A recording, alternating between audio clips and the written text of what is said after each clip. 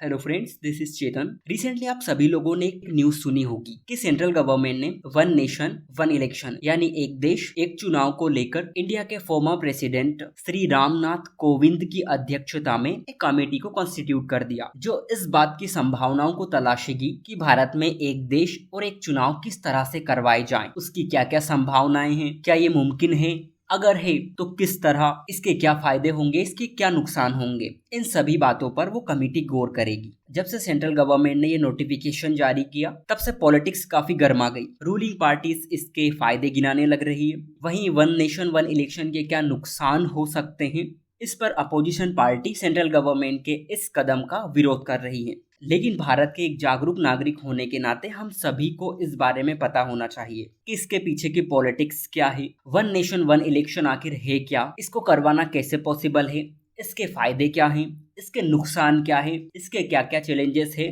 मतलब हम ये जानने का प्रयास करेंगे कि वन नेशन वन इलेक्शन आखिर है क्या, इसके फायदे क्या क्या हैं, इसके नुकसान क्या क्या हैं, और अगर इंडिया में वन नेशन वन इलेक्शन होते हैं तो इससे रिलेटेड हमारे सामने क्या क्या चैलेंजेस उभर कर आ सकते हैं। नाउ समझते हैं कि वन नेशन वन इलेक्शन यानी एक देश एक चुनाव आखिर है क्या। फ्रेंड्स, इसका सीधा सा मतलब ये है, जैसा कि आप सभी जानते हैं कि भारत में लोकसभा और विधानसभाओं के इलेक्शन अलग अलग होते हैं, और जब ये इलेक्शन अलग अलग होते हैं तो इसके चलते हमारी सरकारी मशीनरी, हमारे रिसोर्सेस, हमारा टाइम, इंडिया की ग्रोथ, ये सब इफेक्ट होती है। और इन सभी चीजों को बचाने के लिए एक कॉन्सेप्ट है कि भारत में जो विधानसभा और लोकसभा के चुनाव अलग अलग होते हैं उन सभी चुनाव को एक साथ कराए जाएं। फॉर एग्जाम्पल, अभी नेक्स्ट लोकसभा इलेक्शन होने वाले हैं, उसके साथ ही सभी विधानसभाओं के इलेक्शन करवा दिए जाएं। मतलब एक साथ विधानसभाओं और लोकसभाओं का चुनाव करवाना ही एक देश एक चुनाव है, वन नेशन वन इलेक्शन है। और ये कॉन्सेप्ट कोई नया नहीं है। 1967 यानी 1967 या 67 तक जो भी आप कह लें, तब तक भारत में एक राष्ट्र एक चुनाव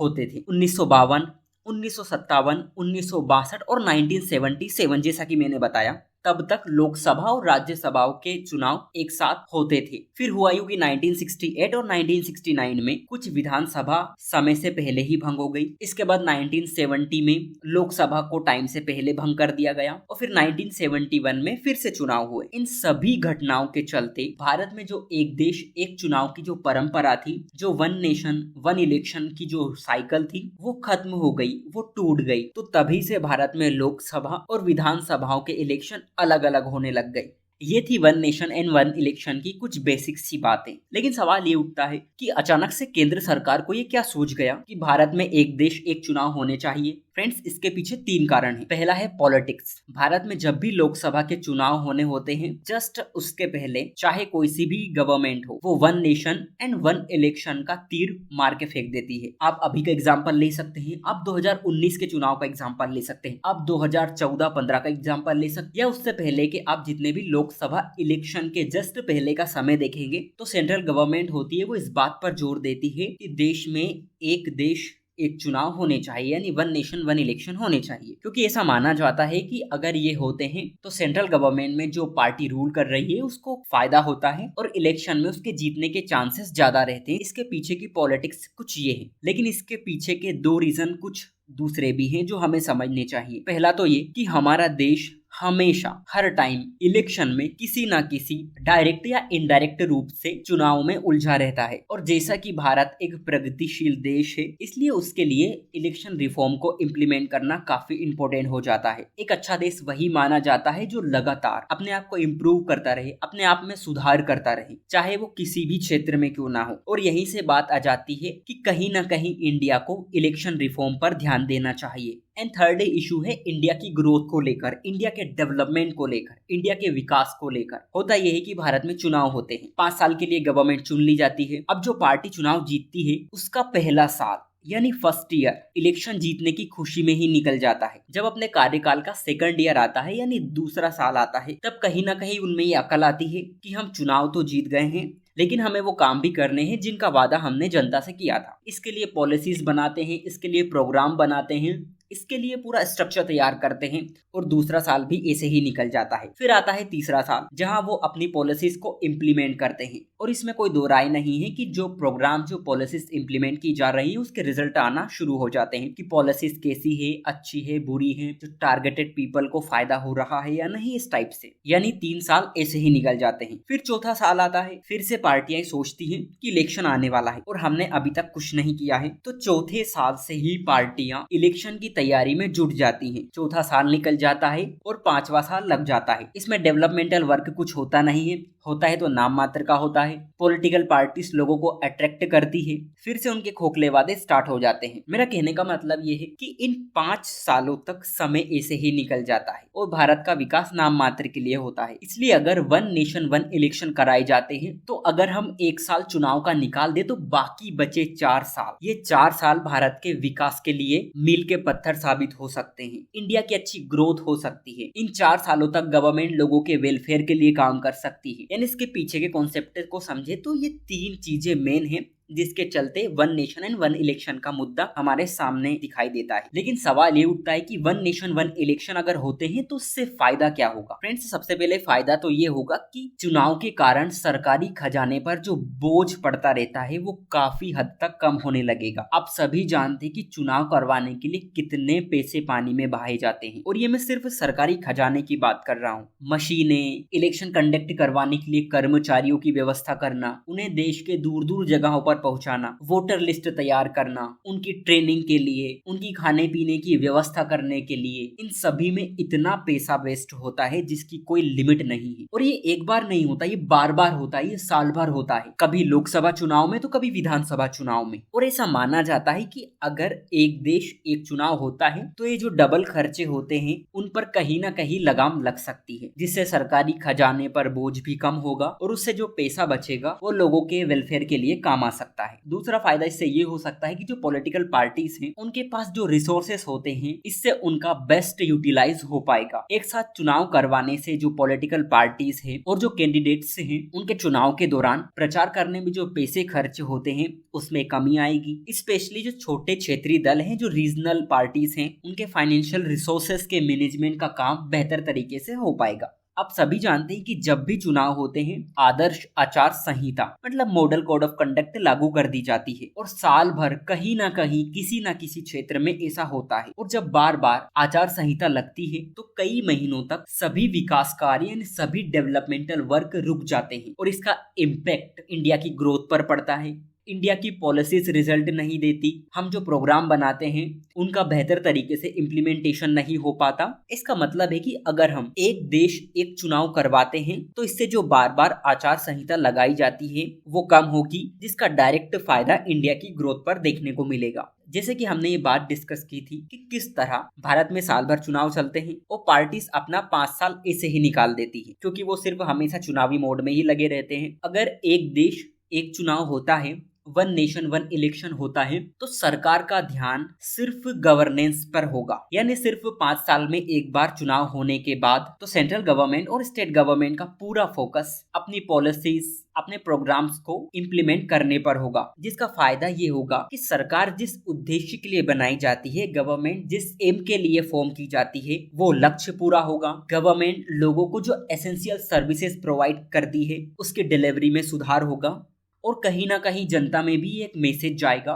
कि गवर्नमेंट यानी उनके कल्याण के लिए ही काम करती है। एक देश एक चुनाव का फायदा एडमिनिस्ट्रेटिव एफिशिएंसी को लेकर भी है कि ऐसा माना जाता है कि इससे हमारी जो प्रशासनिक दक्षता है उसमें वृद्धि होगी। आप सभी जानते होंगे कि जब भारत में चुनाव होते हैं तो राज्य की पूरी मशीनरी, राज्य के पूरे कर्मचारी सभी इलेक्शन प्रोसेस में लग जाते हैं और उसी पर अपना ध्यान केंद्रित करते हैं, क्योंकि उनके सामने एक स्वतंत्र और निष्पक्ष चुनाव करवाना जिम्मेदारी होती है। और जब ऐसा होता है ना, तो एडमिनिस्ट्रेशन का रोजमर्रा का काम, जो दिन प्रतिदिन का काम होता है, वो प्रभावित होता है। इसलिए अगर एक देश एक चुनाव होता है तो प्रशासन सिर्फ एक बार चुनाव में लगेगा और बाकी जितना टाइम है वह अपने रोजमर्रा के काम को देख सकता है। इससे फायदा ये होगा कि हमारा प्रशासन मजबूत होगा, हम बेहतर तरीके से लोगों की सेवा कर पाएंगे।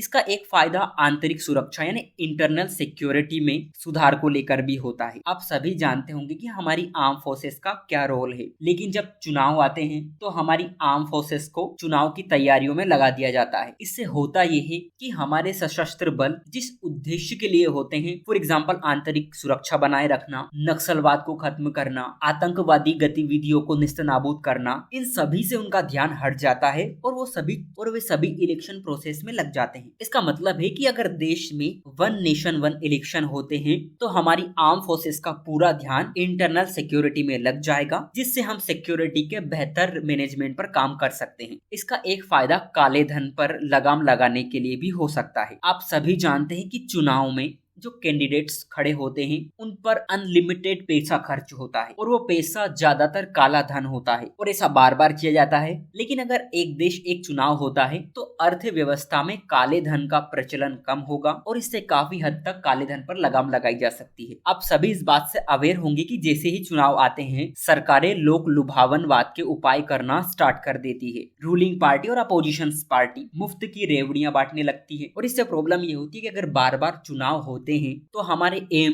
हमारे ऑब्जेक्टिव्स, हमारे पॉलिसीज, हमारे प्रोग्राम्स लॉन्ग टर्म नहीं होते, बल्कि वहां चुनावी लाभ लेने के लिए शॉर्ट टर्म के लिए होते हैं और इसका डायरेक्ट इम्पैक्ट भारत की इकोनॉमी पर पड़ता है, भारत की पॉलिसीज पर पड़ता है, उनके रिजल्ट सही निकल कर नहीं आते। अगर एक देश और एक चुनाव होते हैं तो इसका फायदा ये होगा कि लोक लुभावनवाद से कहीं ना कहीं भारत को आजादी मिल सकती है। अगर बार बार चुनाव होते हैं तो भारत का एक बड़ा तबका वोट डालने में कतराता है क्योंकि उसे बार बार जाना पड़ता है। अगर कोई व्यक्ति फ्री है तो वो तो वोट डालने चला जाता है, लेकिन अगर कोई व्यक्ति काम करता है तो कहीं ना कहीं इसका उनकी वर्क एफिशिएंसी पर नेगेटिव इम्पैक्ट पड़ता है। इसलिए अगर एक देश एक चुनाव होते हैं तो एक साथ कई वोट डालना आसान हो जाएगा और बार बार वोट डालने के झमेले में भी नहीं पड़ना पड़ेगा। और इसका एक सबसे बड़ा फायदा ना सामाजिक समरसता बनाए रखने में हो सकता है, क्योंकि आप सभी जानते हैं कि भारत में जब जब बार बार साल भर चुनाव होते रहते हैं तो देश भर में जाति, धर्म और सांप्रदायिक मुद्दों पर तनाव बना रहता है। आप सभी जानते हैं कि किस तरह चुनाव के टाइम समाज को बांटने का प्रयास किया जाता है और ये ऐसा एक बार नहीं होता, जब जब चुनाव होते हैं तब तब ऐसा होता है। लेकिन अगर एक देश एक चुनाव होता है तो इन सामाजिक बुराइयों पर कहीं ना कहीं लगाम तो लगेगी और इससे समाज का भी भला होगा। ये तो हमने देख लिए फायदे, लेकिन अब एक देश एक चुनाव के नुकसान पर भी बात कर लेते हैं। इसकी सबसे बड़ी प्रॉब्लम ये है कि अगर देश में एक नेशन एक इलेक्शन करवाए जाते हैं तो इससे गवर्नमेंट की अकाउंटेबिलिटी में कमी आएगी, मतलब जवाबदेहिता में कमी आएगी। क्योंकि अगर बार बार चुनाव होते हैं ना तो इससे ये इंश्योर होता है कि सरकार लोगों के वेलफेयर के लिए ही काम करे और इस वेलफेयर का सरकारों के ऊपर प्रेशर रहता है। लेकिन अगर गवर्नमेंट को एक निश्चित अवधि तक सीमित कर दिया जाता है तो सरकारें निरंकुश हो जाती है, तानाशाही बन जाती है। और ये आपने कई मामलों में देखा होगा, आपने इंटरनेशनल लेवल पर इसके एग्जाम्पल भी देखे होंगे। मतलब कह सकते हैं कि अगर वन नेशन वन इलेक्शन होते हैं तो इससे सरकार की जवाबदेही में कमी आएगी। इसका दूसरा नुकसान ये हो सकता है कि जो रीजनल पॉलिटिकल पार्टीज होती हैं, जो क्षेत्रीय दल होते हैं, उनको इसका डायरेक्ट नुकसान होगा। क्योंकि जब एक देश एक चुनाव होते हैं, मतलब लोकसभा और विधानसभाओं के चुनाव एक साथ होते हैं, तो इससे राष्ट्रीय मुद्दे स्थानीय मुद्दों पर ज्यादा हावी रहते हैं। मतलब नेशनल इश्यूज लोकल इश्यूज पर ज्यादा हावी होते हैं। फॉर एग्जाम्पल हमारे लिए नेशनल इश्यूज है सिक्योरिटी, हमारा स्पेस सेक्टर, हमारे इंटरनेशनल रिलेशन, ये सभी चीज। एंड हमारे लोकल इश्यूज कौन कौन से होते हैं? महंगाई हो गई, एजुकेशन हो गई, एम्प्लॉयमेंट जनरेशन हो गया। लेकिन आप खुद ही सोचिए, जब आपको national issues and local issues में से चुनना होगा तो आप किसे चुनेंगे? इसका मतलब है कि सीधा सीधा क्षेत्रीय दलों को इससे घाटा होता है और जो नेशनल पार्टीज होती हैं उनको वन नेशन वन इलेक्शन का फायदा मिल जाता है। इसकी एक समस्या ये है कि एक देश एक चुनाव वोटर्स के इलेक्शन बिहेवियर को प्रभावित करते हैं। आप सभी जानते हैं कि भारत में इलेक्शन अवेयरनेस इतनी ज्यादा नहीं है, इसलिए वोटर्स कठिनाइयों में उलझना पसंद नहीं करते और वोटर्स नेशनल एंड स्टेट दोनों लेवल पर जल्दबाजी में एक ही पार्टी को वोट दे सकते हैं। अब इससे नुकसान रीजनल पार्टीज को होता है।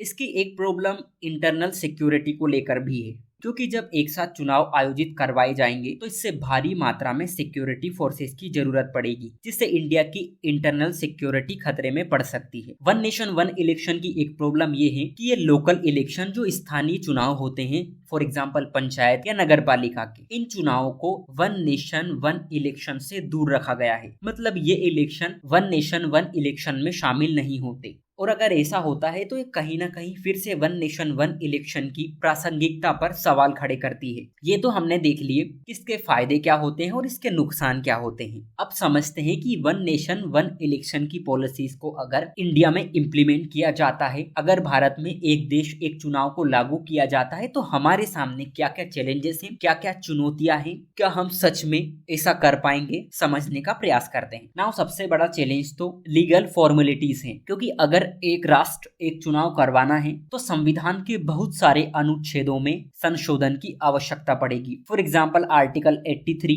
Article 85, article 172, article 174, article 356 and many more. और इन प्रोविजन में अमेंडमेंट्स करने के लिए स्पेशल मेजोरिटी की नीड होती है, यानी विशेष बहुमत की आवश्यकता, जिसमें पार्लियामेंट के साथ आधे से अधिक राज्यों को भी इसकी सहमति देनी पड़ती है, जो कि सरकार के लिए एक आसान काम बिल्कुल नहीं है। सेकंड, अगर देश में one nation one election conduct करवाना है तो राज्य विधानसभाओं के कार्यकाल को लोकसभा के कार्यकाल के साथ समन्वय करना पड़ेगा। मतलब लोकसभा और विधानसभाओं को कोऑर्डिनेट करना पड़ेगा। अलग अलग राज्य सरकारों का कार्यकाल अलग अलग सालों में खत्म होता है। अब अगर एक साथ चुनाव करवाने हैं तो केंद्र को कुछ राज्यों को अपने कार्यकाल में कटौती करने के लिए सहमत करना होगा, वहीं अन्य राज्यों को अपनी अवधि बढ़ाने के लिए सहमत करना होगा, और ऐसा करना ना बिल्कुल आसान बात नहीं। एंड थर्ड है लॉजिस्टिक चैलेंजेस। अगर एक देश एक चुनाव करवाए जाते हैं तो बड़ी मात्रा में हमें वोटिंग मशीन्स,